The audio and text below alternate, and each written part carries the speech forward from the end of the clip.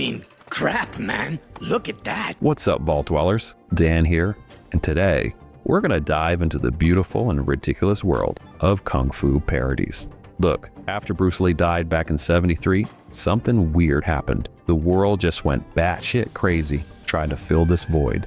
So we got some Bruceploitation, we got some ninja movies, we even got some cow fu, and we're counting down 10 Kung Fu parodies and ranking them from the merely weird to the absolute funniest. Let's go. I'll take a pound of nuts. That's a lot of nuts!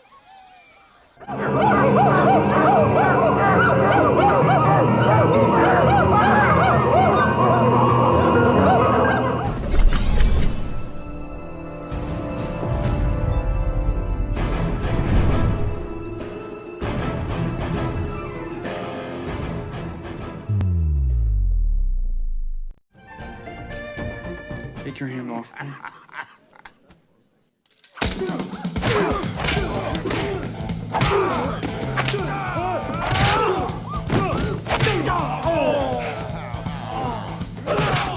This is a Kung Fu Western spoof buddy comedy, and it has absolutely no business being as good as it is.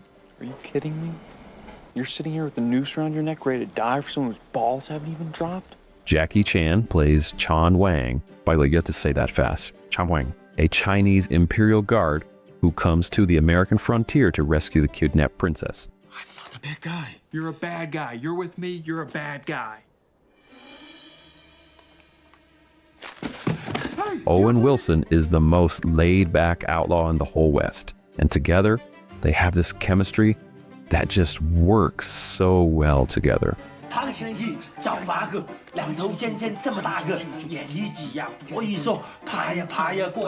Roger Ebert called this Jackie Chan and Buster Keaton meets Quentin Tarantino and Bugs Bunny, which I guess that's probably a pretty good description.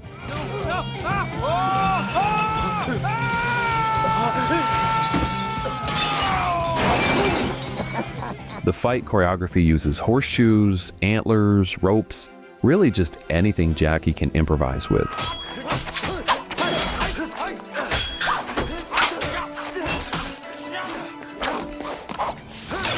It's one of those rare Hollywood martial arts comedies that respects both the action and the comedy equally. They don't look like any Indians I ever seen, Jedediah. That's because they're not Indians, woman. They're Jews. The title is a pun on High Noon, and Owen Wilson's character claims his real name is Wyatt Earp. It's silly and charming and exactly what a studio kung fu comedy should absolutely be.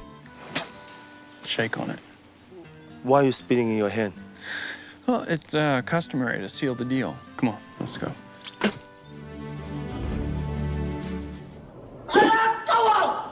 That's for jello pudding.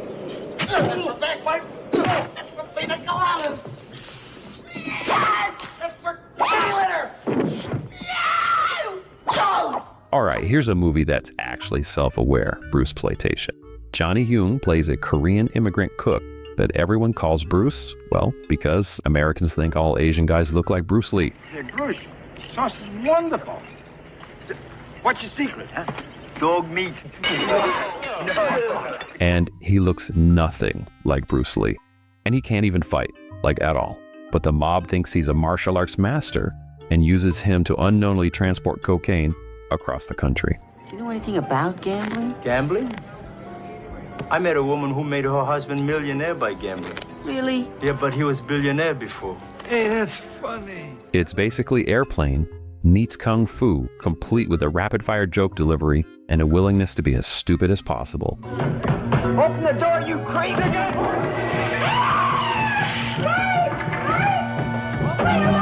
Yoon was a stand-up comedian, and his one-liners are just so wonderfully cheesy. Like, I'm a sex object. When I ask women for sex, they object. Do you have a girlfriend? I'm a sex object. Every time I ask girls sex, they object. The movie, I mean, it was a sleeper hit that grossed like 17 million, a tiny little budget. It's 80s era comedy with all that implies, you know, dated in some ways, by trying to satirize American racism and the whole Bruce Lee phenomenon.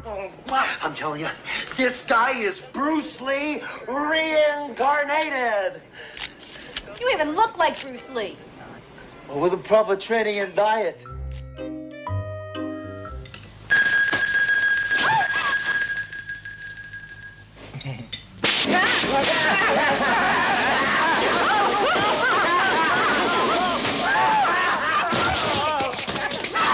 You know, sometimes a title, it tells you everything you need to know.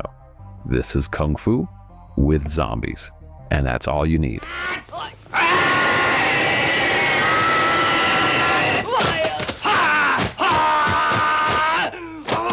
We have a thug who hires a Taoist priest to raise some zombies from the dead for revenge. Unfortunately, the plan backfires, and the thug dies in his own trap. Take it away! Take it away! Take it away! But his ghost demands resurrection, so they stuff his spirit into someone else's body, and that body becomes a vampire. And there's a bunch of hopping corpses.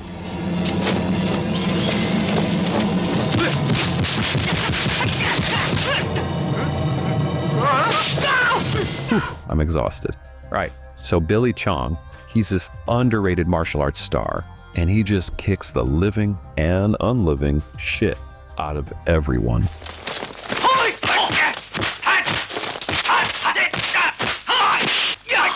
The movie also plays the James Bond theme whenever zombies appear, because, you know, why the hell not? This was part of a glorious wave of Hong Kong horror kung fu comedy hybrids that basically invented their own genre. And it's just pure, uncut 80s insanity.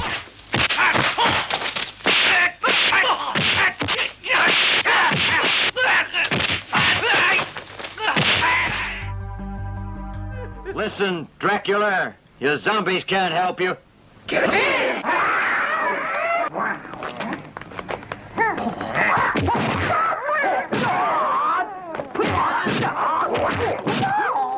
Okay, so I'm about to describe this movie's premise, and I need you to understand, I'm not making any of this shit up. What a stupid jerk. He's gone too far. Alright, Bruce Lee dies, and he goes to the underworld. In hell, he teams up with Popeye the Sailor Man, the one-armed swordsman, and Kane from the TV show Kung Fu.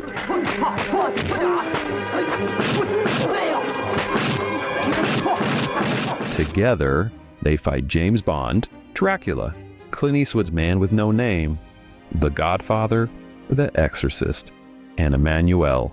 And when I say Emmanuelle, I mean the one from the softcore movies, because she tries to seduce the King of Hell to death. Stupid twit. If he goes on, he'll have a heart attack. Slow down! What are you doing?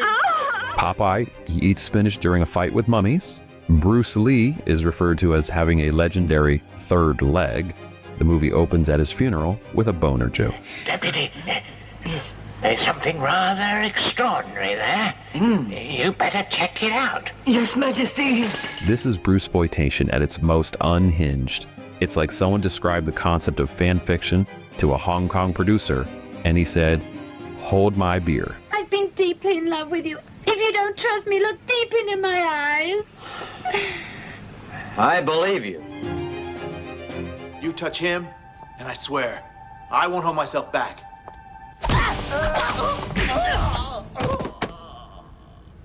You're no lady, you're a bitch. Meltdown, also known as High Risk, is basically Die Hard in Hong Kong and a vicious Jackie Chan parody. All right, now everybody hit the deck. All right, cut, let's move on.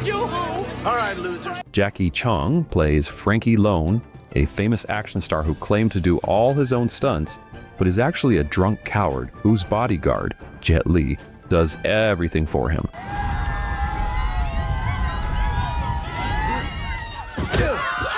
Frankie wears Bruce Lee's yellow jumpsuit. The shade is not subtle on this one. Oh no, I'm too drunk to do this stunt today. You have to. No, I used a double. I ruined my rep. Wong Jing had worked with Jackie Chan on City Hunter and apparently had some things to get off his chest. Don't cover for him. My son's a damn drunkard. He's nothing but a spoiled brat. Jackie was reportedly not pleased. Jet Li later apologized publicly for being in this movie at all. The movie opens with terrorists blowing up a school bus full of children. You hear that? We'll be all right. It's okay. Thank you, Army Man.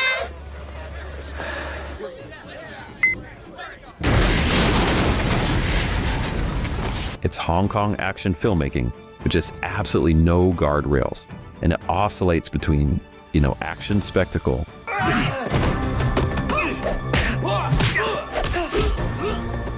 and just this mean-spirited industry satire. By the end, even the cowardly fake action star finds his courage.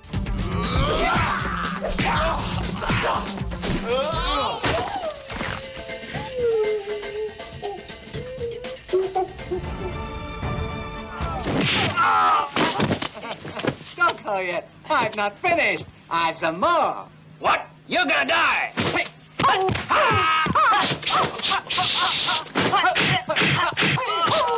This is the Cobra Strike. Sammo Hung made a movie mocking Bruceploitation in 1978, while this phenomenon was still raging. And that's kind of a ballsy thing to do.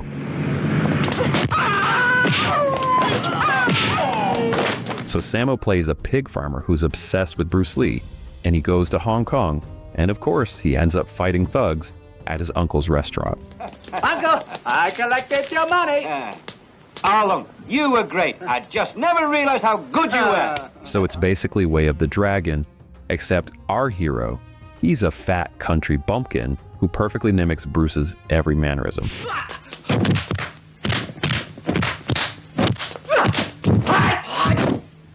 Here's the thing.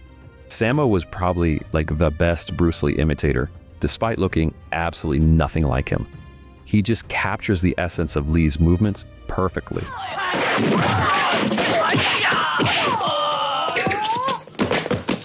The movie includes this meta sequence where Sammo beats up a Bruce Lee imitator on an actual Bruceploitation film set.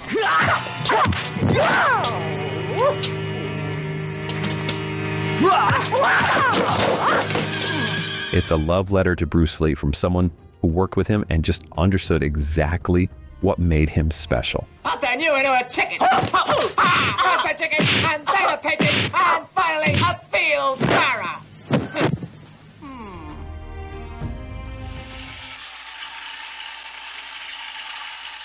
A toy robot? Eat lead, sucker. Before Airplane, the Zucker brothers and Jim Abrams, they made this sketch comedy movie. And buried in the middle is a fistful of yen. And it's a 30-minute Enter the Dragon parody. And it might very well be the best Bruce Lee spoof ever made.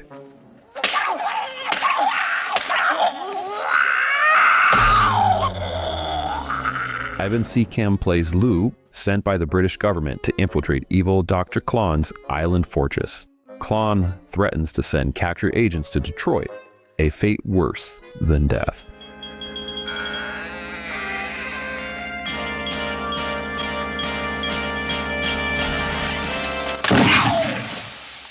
There are characters named Hung Well, Long Wang, and enormous genitals.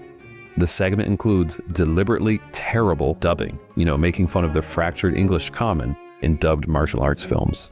If I were asleep and you were my alarm clock, how would you wake me up in the morning? I wouldn't. I'm no ding-a-ling. Bong Soo-han, an actual Hapkido grandmaster, plays Khan and delivers every ridiculous line with complete sincerity. Evidently, you are anxious to see my operation. And then it turns into a Wizard of Oz parody because, that's just what you do. Maybe it was just a dream. And quite a nasty one, young feller. It was a dream of extraordinary magnitude. This is ground zero for modern spoof comedy. It perfectly captures how delightfully absurd Enter the Dragon would look to Western audiences.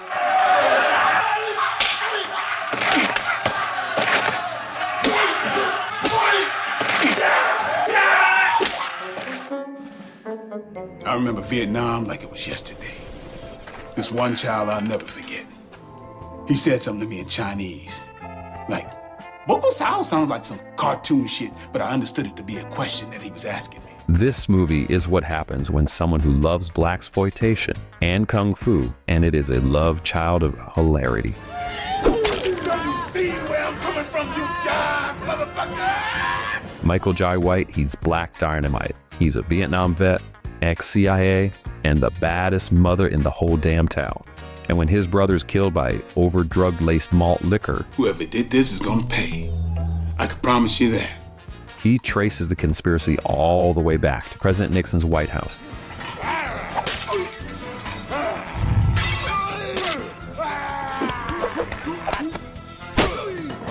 This movie recreates 70s filmmaking just perfectly. Crash zooms, grainy picture, and actors looking just straight at the camera. White, he's a legitimate martial artist who does flawless Bruce Lee and Jim Kelly impersonations while also being absolutely hilarious. What good's it gonna do you now?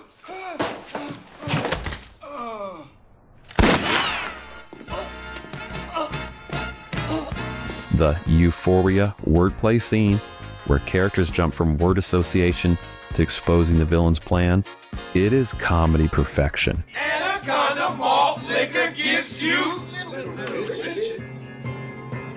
What is another word for Richard?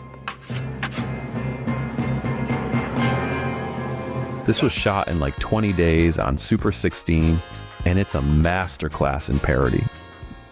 Oh, Daddy, you make my heart beat.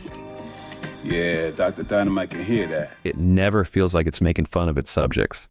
It just feels like it was made by the biggest fans of this stuff who ever lived, because it was. Take your filthy black hands off the presidential dinnerware, you moon cricket.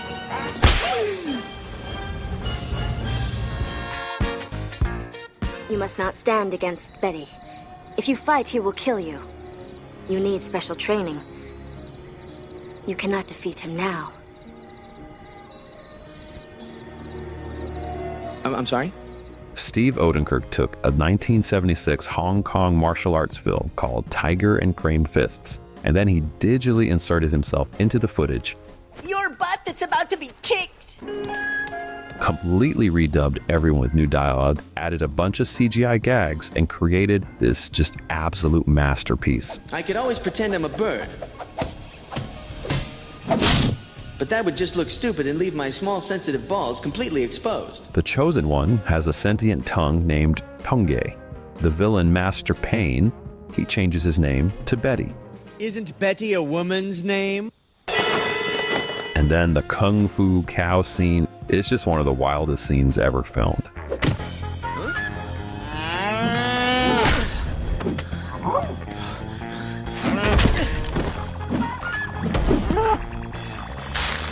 Everyone speaks English, but just deliberately out of sync, parroting bad dubbing.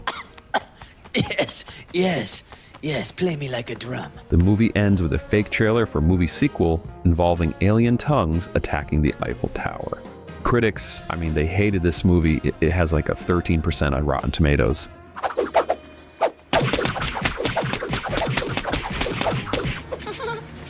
It even won an award for like worst comedy, but you know what? This is just a beloved movie, man. Chosen One was clearly not ready.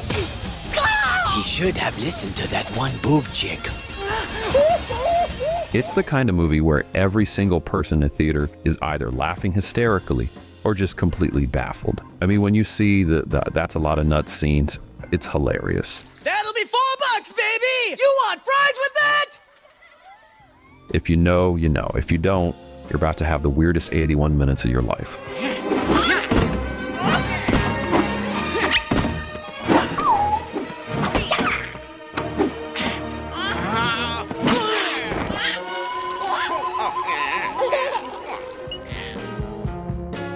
Don't panic. Snakes are controllable. One little whistle and they will freeze.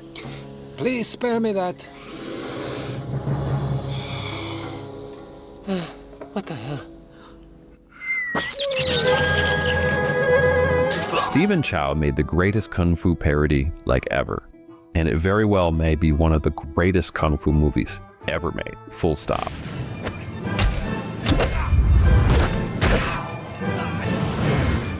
This is in 1940 Shanghai, and we have the Axe Gang who's terrorizing the city. We have this rundown slum called Pigsty Alley, and it's protected secretly by retired kung fu masters.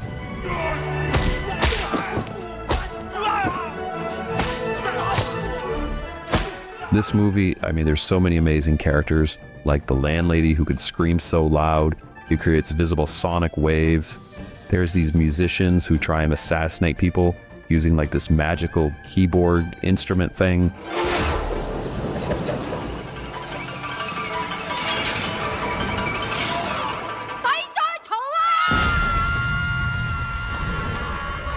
There's even this guy who is like a master of toad-style kung fu, and he literally just hops around like a frog.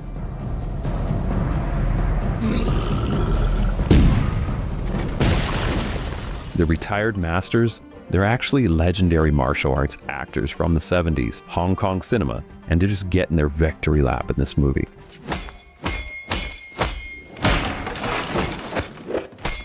It's a tribute to the genre, but also pushes it into new territory. This was the highest grossing film in Hong Kong history when it came out.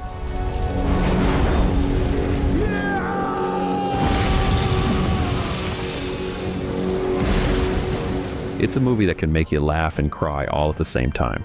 And this is what happens when someone with total mastery of the genre decides to make the most fun possible.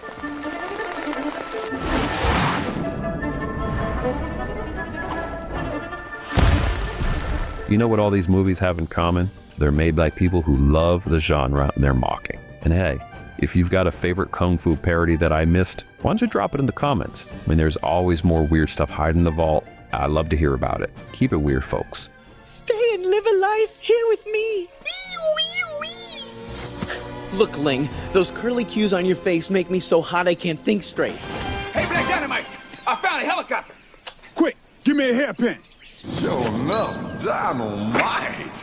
Dynamite! Dynamite!